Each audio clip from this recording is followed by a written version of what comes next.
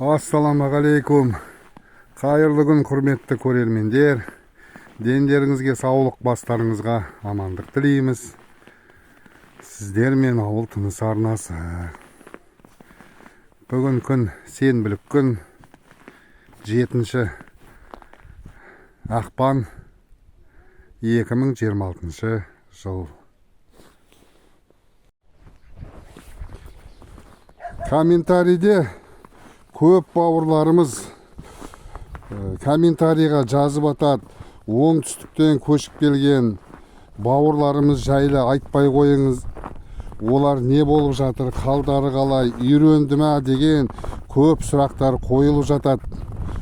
Сондықтан бүгінгі видеоны сол оңтүстіктен көшіп келген бауырларымыздың бірі соның үйіне, отбасына барып түсіргелі отырмын. Бұл отбасы ауыл тынысының төртінші видеосы болады. Қалғанын сіздер білесіздер. Нұрболатты, Әділханды, Нұрпейіс ағаны түсірдік. Оны сіздер көрдіңіздер. Енді бүгін 4-ші отбасы сол кісінің үйіне қонаққа бара жатырмын түсіруге. Қалған отбасылар шүкір Алла аман. Мен Нұрболат жақты көрсетіп тұрмын. Шүкір Алла аман. Үйренді, елдің арасына сіңісіп кетті. Елдің арасында қандай қуанышты мерекелер болып жатсын. Енді жақсы жүрген жерде жамандықта жүреді қой. Өлім болып жатса да соның арасында бірге жүріп сіңісіп кетті десем болады.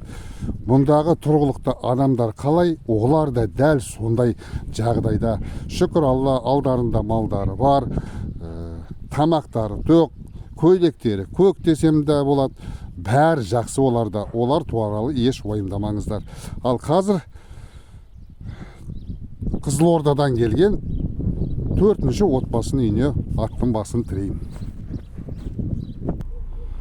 Жолда келе жатып, мына жерде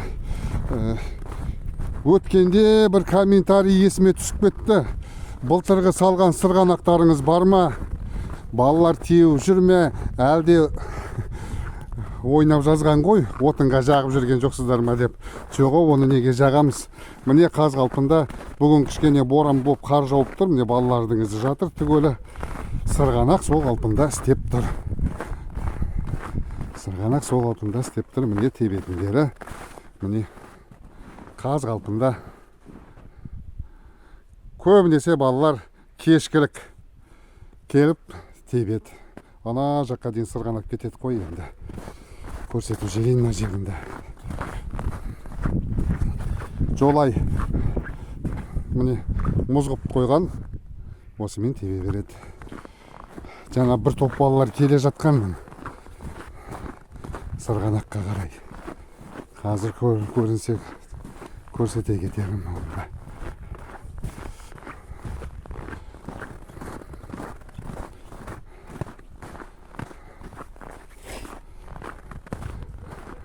Ане дүкен тұр, сол дүкенге соқты қой деймін, балалар ана жерде жиналып жатыр қой деймін, әр жақтан келіп жатыр. Осындай жағдай. Ал қазір енді үйге барамын. Міне келдім. Бұл үй сіздерге таныс. Өткенде бір атпен осы үйге келгенміздің. Ат шанамен. Сол кезде сіздерге де айтқан едім. Бір айдың ішінде ме, бір жарым айдың ішінде ме, осы үйді кеп бір көрсетемін деп. Сол осы үйге үйі міне осы. Қазір енді үйдің иесі шықса, тағы да ақылдаса деппін ғой, сөйлесе жатармыз ғой енді. Міне ағаштан салынған ағаш үй. Қазір не бар, не жоқ екенін бәрін көрсетіп шығамыз. Мәшін алыпсыз ба деп ойлап қалмаңыздар. Зейт бауырымның мәшіні көлігі ғой. Біздің үйдегі мәшіналар қалаға кетіп қалған, облыс орталығына балалар. Сосын бауырым мәшінесін мініп шыққанмын. Үйден бізден біраз алыстау жер. біраз алыстау жер болғаннан кейін жаяу жүрмекші деп мына жаққа кіріп кеттім. Міне мынау көшеден кіре беріс жер. Міне мынау үйдің алды, үйдің кіре берісі.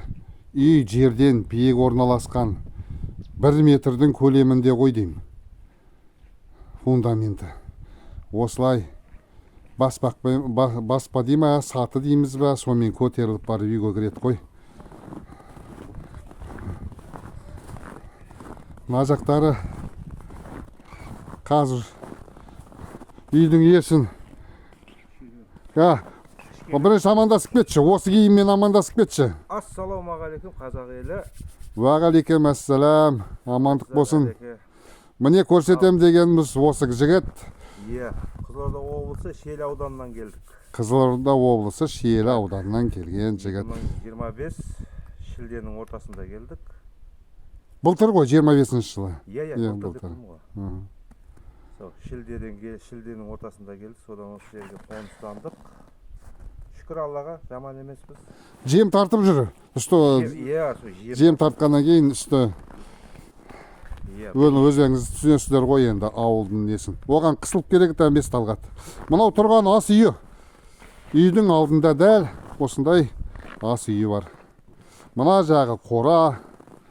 Мына жағына сол үйге қажетті керек нәрселер ғой. Кішкентай гаражы. Мына жағында отын салатын жері бар.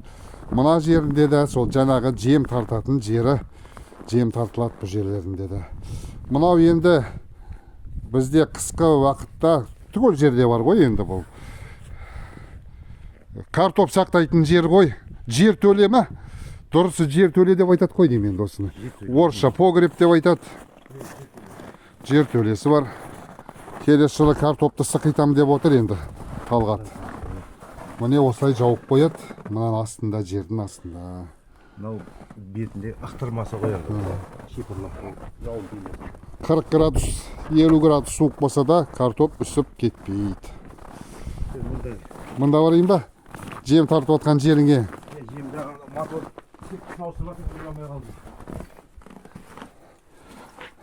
жем сақтайтын бәрі мынау жем сақтайтын жерлері ғой. Жәшіктермен. Бізде пұрман деп айтады енді, сандық жем сақтайтын. Мен бала кезімнен әкемнің қолданатын сөзі пұрман деп айтылатын. Мынау дробилкасы, жем тартатын құрылғы ғой. Бизон ғой деймі, я? Талғат? Бизон 2. Бизон. Жақын арада ғана алды. Соң құрып көріп атырмын жем салып. Өй жарайды, тұра берсін, көрініп тұр. Көрініп тұр ма? Көрініп тұр, андағын сенің. Ішінде патронның ішінде. Дискотекада олайын деп тұрсың ғой сенің, бір сөніп, бір жанып андағын.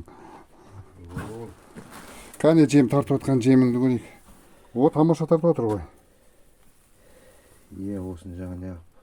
Ана майда сеткін салғам. Тамаша тартып отыр. Майда сеткімен тартқаны ғын о. Қат сөйле. Майда сеткімен тартқаным. Нау қазіргі оңғып шығарып атқаны. Одан шамалы үлкендеу сеткі салып атырым ғой. Ені салып атырым жаңа әлі болды. Ашып жинап атыр екенсің ғой. Жинап атырым, үлгіремей қалдым. Алған жем мынау ма? Міне. Дәл өзі. Сен бидай деп едің, мынау арпа ғой. Ой, арпа, бидай 3-4 не араласқан бұда? Араласқан, бірақ басты бөлігі арпа. Арпа ма? Арпа, басты бөлігі арпа ғой. Тамаша жем. Мен бидай дегеннен кейін. Бидай араластырдым ғой. Бидай аралас, бірақ арпасы көп екен. Көзге көрінген кезде бірден арпа түсет қой. Талғат бірінші үйге кірмей тұрып,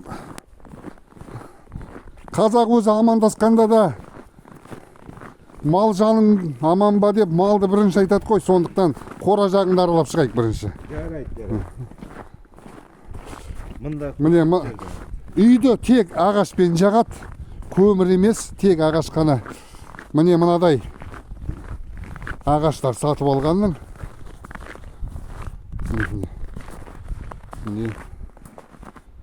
Осы ағаштармен жағады. Қызулы, ағашы жақсы қызулы. Іште енді сақтап болғаның ба, жоқ па? Мыналарды міне қар баспасын, боранды күндері осының ішіне кіріп сақтайды міне. Біз қоямыз осы жерде жаймен бұтай береміз. Сонымен Қызылорданың тілімен бұтай береміз дейді. Біздің жақта сақтаймыз деп айтады ағашты, жарамыз деп айтады. Енді синоним сөздері көп. Талғат енді бұтаймыз деген келіңкіремейтін сияқты. Талды бұтаймыз дейді қой, талды. Ағашты жарамыз дейді. Ағаш жарамыз. Жарамыз дей ма? Иә. Мынау құдық. Қауға құдық деп айтады енді бұны. Қауға құдық, иә. Иә, міне, осындай немен тартады. Орыс халқы журавл деп айтады қой деймін осыны. Тырна деп. Мынау көкөніс егетін жері, бұныкі енді кең енді. Әжәп тәуір жері бар. Мынаның қоршаудың ар жағына түгелін егуге болады қой. Картопты биыл енді соның ар жағына егеміз деп отыр. Мына жерге тек көкөністердің қай түрін ексе де жері тігелі ағыл тегіл. Жері түгел ағыл тегіл. Жері жеткілікті. Мынауды жем қоямын. Мынау енді бұл қар басыпты, сонымен қоя салғанбыз. Бұл жақта ондай қатты не қылмайды. Мына жем қорасы, анау көмір сақтайтын жері. көмір сақтайтын арық шеткісі. Артысы. Бергісі бір сарай өзі. Керек жарақ анау мынау тұратын. Қорасы кірпіштен. Қора жаққа кіретін өзінің бір осындай есіктері бар. Есіктері бар. Қора жаққа кіріп. Иә. Қораның светі жана ма? Малдардың далада ма, қорада ма? Жоқ, қора ішінде есікті ашып қойған ма дейсіз. Ар жағында аша қой, жарық болсын. Қорасы міне осындай. Қорасы жаман емес, тамаша. Кең. Ой-бой, қараңғылау екен ғой. Светің жанбай тұр ғой мына жердің. Жап тұр ғой бәрі. Сонда же жанып тұр екен ғой. Сенде ылғи анадай неме деуші еді? Экономный лампочкелер ғой деймін түгелі. Иә, бәрі өшіп. Талғаттың малы міне осы. Осындай бір сиыры бар. Жақын арада алғанның бір жарты айдың көлемінде. Енді көрініп тұрса міне. Осындай бір сиыры бар. Одан кейін осындай бір екі ұрғашы. Баспақ деп айтамыз ба, тайынша деп айтамыз ба, құнажын деп айтамыз ба. Алла берса келесі жылы қыста көктем уақытында бұзаулайтын малдар ғой. Малдығы жақсы деп алған малдары осындай. Әзірше шошып тұр ғой тек. Жоқ, ана жақтан мысық өтті. Жоқ, қой ғой. Қой ма әлде? Ажарда жүрген қойлар. Әзірше осындай алдындағы малдары бар. Өзіне ермек, шүкір Алла, сиыры туса, бұзауласа, Алла берса. Енді одан кейін мына жақта бір екі қойы бар. Осындай.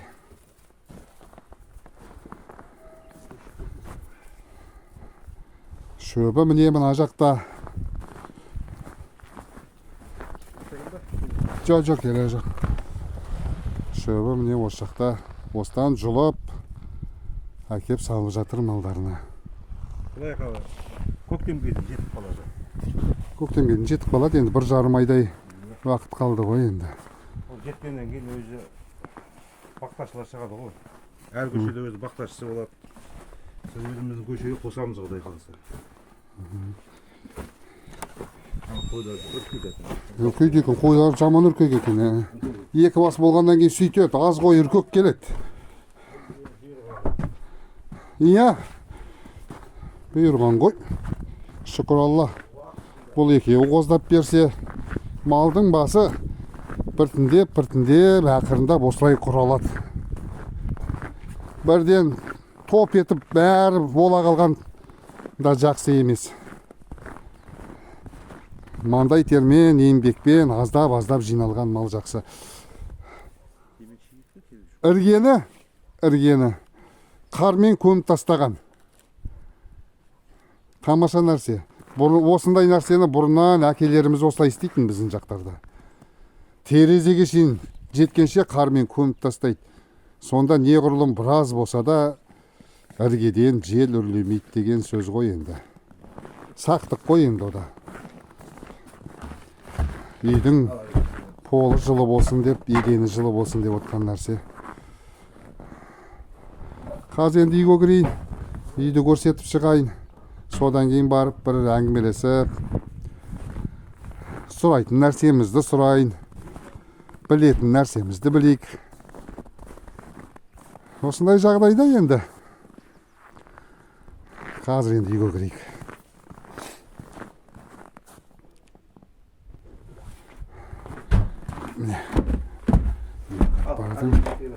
Қазір мен аяғым шешіп алайыншы тұрады. Ойбой, мен де үстімді аппақ қылыптым ғой, қайдан жақындап едім сенің жеміңе. Мына түгелін аппақ қылыптым. Осындай газ баллон. Далада тұр, қатпай тұр, иә талғат мынау.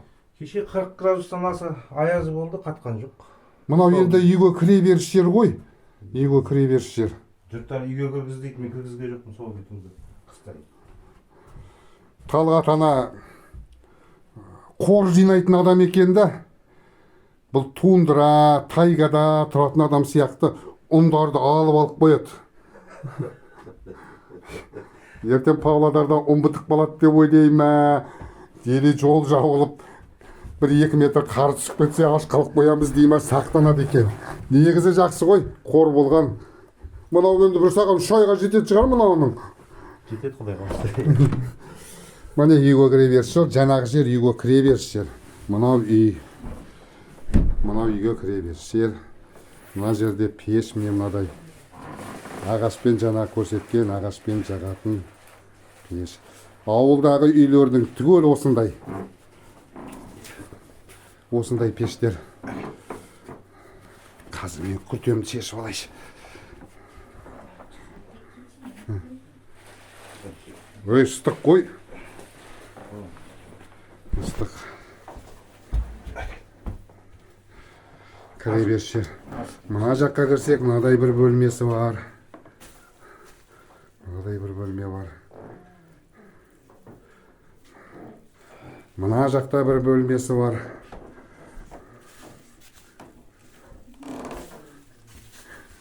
Мына жақта бір бөлме бар.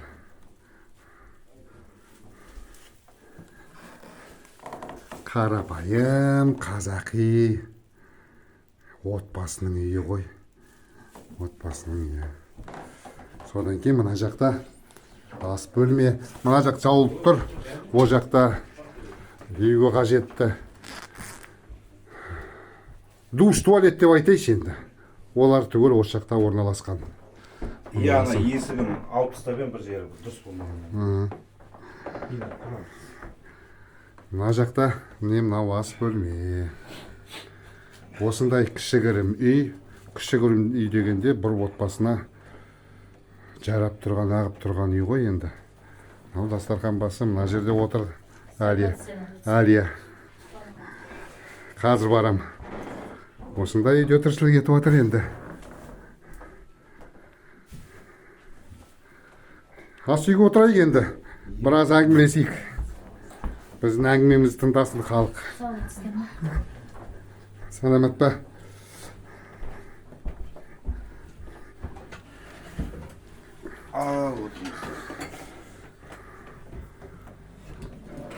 Жаңа есімін айттым енді, Талғат. Иә, есім Талғат, Шиелі ауданынан боламыз. Негізі Қызылорда облысы. Қызылорда облысы, иә. Келіншегімде сол. Мукамал, шын аты Мира деп айтамыз енді. Шын аты Мукамал, былайынша Мира деп атаймыз. Мира деп, иә. Мектепте? Мектепте де Мира дейді бәрі. Мектепте мұғалім. Бастауыш сынып мұғалімі осы Александровка мектебінің 1-ші сынып оқушыларын биыл көшіп келгеннен кейін бірден 1-ші сынып оқушыларын қабылдап алды ғой. Ұстаздық қызмет етеді. Жаңа айттық қой далада, иә? Қай кезде келдіңдер? Шілде айында, 2025. 2025 шілде айында келдік. 2025 шілде айында келдік. Содан осы жерде қоныс теуіп Шықылатпан. Павлодар облысы Шарбақты ауданы Александровка елді мекеніне кеп қоныстандық. Содан тұрып атқан жайымыз бар. Келіншегім мұғалім болып орналасты. Бастауыш пәнінен өзім мынау балабақшада жұмыс істеп жатырмын. Балабақша үйдің қасында тиіп тұр. Мектепте тиіп тұр бәрі. Үйдің қасында. Бұлар орталықта, ауылдың орталығында орналасқан әкімшілікте, мектепте, балабақшада түгелі жақын.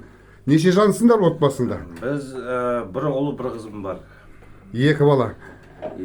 Қызым 6 оқиды. Ұлым 4 оқиды. Қайғылас оқиды. Жақсы, жақсы. Ұмытып жатырмыз ғой. Алла берекесін берсін. Содан осы, Құдай қаласа. Енді қайдан ұмытпайсың, сен өзі ағаш жағудан мұршаң жоқ шығар өзі үйде. Мен ол өзі от жағудан шаршамайтын адаммын. Солтүстік қалай екен? Өкініп жатқан жоқсыңдар ма? Шүкір жақсы. Керемет. Ауасы жақсы. Таза. Қыстай 4 мезгілі өзі Алла тағала 4 мезгілді жаратқан ғой, сол 4 мезгілдің барлығы осы жерде бар. Еден ана көрермендер ойлап қоймасын, ауыл тынысы әрбір дайындақ бойыпты, мақтақ бойыпты, мақтап айтындар деп атқанымыз жоқ. Шындықты айту керек өзі. 4 мезгіл бар, 4 мезгілмен, мезгілмен болады екен. Қысқа үйреністіңдер ме? Қыстың енді шілдесіне өттік қой, Құдай қаласа. Болды ғой, ары қарай енді Көктем. Ондай қысқа енді біз қиналмайды шығамыз. Биыл қиналдыңдар ма қыста? Ешқандай қиындық жоқ. Үй қалай болды? Үй жылы былайынша. Біраз өткенде 40 градус суықтарда біраз үй салқындағандай болды. Салқындады. Себебі бұл үй бұрынғы иелерінде жас балалары болған жоқ. Сондықтан бұл үй мүмкін қысқа дайын болмады ма? Енді биыл Алла бұйырса, Талғат өзің жазда ретте боласың ғой, өзің білесің биыл енді. Қай жерден жел соқты, қай жерден ызғар кірді үйге. Онсыз болмайды. Бірінші жылы кірген кезде әр адам үйдің жағдайын білмегеннен кейін солай болады ғой. Алла бұйырса енді жазда түгел ретте боласың. Биылғы қыста көрген кемшіліктерді үйде келесі жылы жөндеп қою керек жазғы уақытта. Құдай қаласа. Бәрі уақытысында. Бәрі болады деші. Осы ағаш үйге кеп орналастық. Негізі ағаш үй жылы болады дегеннен кейін соған қызықтық. Сөздің шыны керек ол. Ел айтты, жұрт айтты, ағайындар айтты, әйтеуір бәріне сұрайсың ғой енді. Негізі мына біздің суықты Қызылордадан Аралдан келген жігіттер негізі Аралдың суығындай суық емес деп жатыр енді. Аралдың желі дейді, суығы, қара суығы өткір деп жатыр ғой. Мына жақта ондай емес деп не білдіріп жатыр. Негізі біздің қыс енді былай құрғақ болғанда тынық аяз екен бұл жақта. Байқаған, желі жоқ. Бірақ таза аяз. Бізде жел мен қара суық өзі болады өзі. Енді циклондар ғой өтеді. Үкіметтен көмекті алдыңдар ма Талғат толықтай? Үкіметтен өзін беретін жаңа программада жазған көмегін алдық. Бағдарлама үйді? Үйді де сол бағдарламамен жартысын төледі, жартысын үкімет төледі, солай алдық.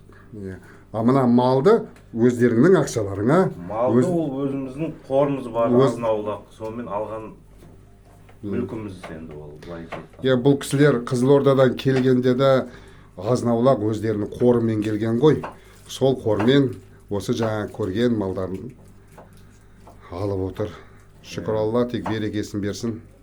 Тамаша, жақсы. Ешқандай қорықпаңыздар, қысынан, басқасынан бәрі әдемі. Бәрі келем, тұрам деген адам келіп тұра алады. Адам өзіне сену керек болды. Өзіне сену керек, одан кейін еңбеккер болу керек қой, иә? Еңбеккер болу керек, әбжетін енді ол... Еңбек етсең бәрі болады. Еңбек етсең бәрі болады. Қорықпау керек, главное. тек ана үкіметтің көмегіне сеніп осыны алып пайдаланып алайыншы деген ондай ол қате ол қате. Ол қате ол. Адам өзіне сеніп келу керек келгеннен кейін. Бәрі жақсы болады. Бай, рахмет. Енді біз мына ауыл тынысы деген программаны енді бұрыннан көріп отқан адамбыз. Осы бағдарламаны көріп, негізі осы жаққа жаңағы не дейтін еді? Тамсандырған программа ол негізі. Арна. Негізі Талғат сен өтірік айтып отырсың. Сен ауыл тынысын арнасын бұл Талғат көрмеген ғой. Негізі көрген кісі жаңағы Мукамал. Мира, міне мына жақта тұр ғой, Әлияның жанында тұр. Жоқ, мен... Осы кісі көрген, содан кейін Талғатқа айтқан, сондай арна бар, көршіш. Бұл Қызылордада жұмыс басты болып, енді еркек адам түздің адамы ғой, аса қарай қоймаған. Соның бер жаққа келгеннен кейін бері енді қарап атыр ғой, көз ашылып атыр кішкене. Сонымен Мукамал осы жаққа алып келген, сондықтан Мукамал қарындасымызды, ол мені аға дейді, мен оған аға болып жүрмін. Бұл енді күйеу бала ғой енді. Әне. Біз негізі әдекең екеуміз түйедей құрдас. Жоқ. Құрдас болған мен күйеу. Құрдас болған мен күйеу. Арнаны бірінші көрген қарындасым болып отыр ғой. Я Алла тағалам тек берекесін берсін отбасыларыңа. Бар жақсылық болсын. Осы үйде өсіп, өрбей беріңдер. Ұнады ма, негізі ұнады ма бастысы. Көшіп кетеміз деген, бір кетіп баламыз деген ойларың жоқ па? Комментарийда көп жазады, қайда көрсетпейсіз көшіп кеткен бә барлығы деп. Жоқ, енді ондай ой әр адамда болады шығар, келген адамда білмедім мен. Бізде ондай ой болған жоқ. Терлеп кеттің ғой қалай. Біз келдік, ыстық қой. Жаңа ой жұмыс істеп келген адам даладан. Енді бұл жерде онда қайтып көшіп кетеміз деген ой жоқ. Бірақ менің өзім 7 ағайындымыз, 7 ағайынның 6-ауы Қызылордада қаласында өзінде тұрады. Соларға деген арасында сағынышым болады. Енді ол болады ғой ағайынға, сағыныш деген ол. Оларды да солтүстікке ауасы таза, жақсы жерге көшіңдер деп айтып отырмын. Келіп жатса, олар да қоныстанып жатса, тұрғылықты болып кетеміз ғой. Енді біреу кеудегінен итеріп, жекелеп жатқан жоқ шығар бұл жақта, Талғат. Құдай сақтасын, ондай жоқ. Сондықтан қорықпау керек қой. Кәдімгі өзіміздің қазағымыздың жері, өзіміздің қазақтар. Одан неден қорқасың? Ой, бір маған мына видео ұнады, рахат екен, жүріп жүрмейсің, отырып аласың да. Анда бір сұрақ қойып, жайланып отыра бересің, қол тоңбайды. Саған ағап отыр, бізге қиындау отыр. Бәсе қара терге түсіп отырсың. Сондай жағындай. Енді ана келген бетте біраз қиналасың, танымайтын ел, танымайтын жер ғой, біраз болсын, енді оны өтірік айтпау керек, біраз кішкене қиындықтар болады. Жоқ, жасыратын ешнәрсесі жоқ. Оңай емес, көшіп қону деген екінің бірінің жаңағы... Ол тағдыр ғой, адамның өмірі, адамның тағдыры десек те бола ғой. Екінің бірі көшіп келе алмайды. Жүрексінеді сөзін. Жүрексінеді. Содан яғымау керек. Иә. Адам Үрейді жеңе білу. Үрейді, адам өзіне деген сенімін жоғалтып алмау керек. Келу керек. Барам деген, келем деген адам келеді, тұрам деген адам тұрады. Дұрыс айтасыз. Міне осындай бір видео. Әкесі түкірге тығылып қалдың ғой. Ой, дастарханда бар екенін білеміз енді. Қысылмау оған. Шай ішеміз ғой. Мұнады аяқтап алайын енді. Халыққа шай ішкенімізді көрсетпей шығармыз енді. Осындай жағдай, құрметті көрермендер, далада ғана көрсетіп өтпей бір ұзарып кетеді, әлде отырып біраз әңгімелесуге болушы еді. Бірақ видео ұзарып кете ме деген оймен сұрайтын нәрсені сұрадық, білетін нәрсені білген сияқтымыз. Біраз сұрақтар қойдым, шамам келгенше. Енді мен бір журналист адам беспін ғой. Қолымнан келгенше осындай бір видео істеп отырмын. Жақсы, шүкір Алла, шүкірлігі бар адамдар, қанағаты бар адамдар, барды бар деп, жоқты жоқ деп айтып отқан адамдар. барлығы не төзімділік, шыдамдылық керек. Солтүстікке келіп бірден байып кетеміз, бірден әлденіп кетеміз деген болмау керек. Бәріне уақыт керек. Біріншісі уақыттың еншісінде, екіншісі еңбеккерлік, еңбекқорлық керек. Еңбек етсеңіздер бәрі бола жатады. Бастысы сол, бар жақсылық болсын. Дендеріңізге саулық, бастарыңызға амандық тілейміз. Есен, сау болыңыздар.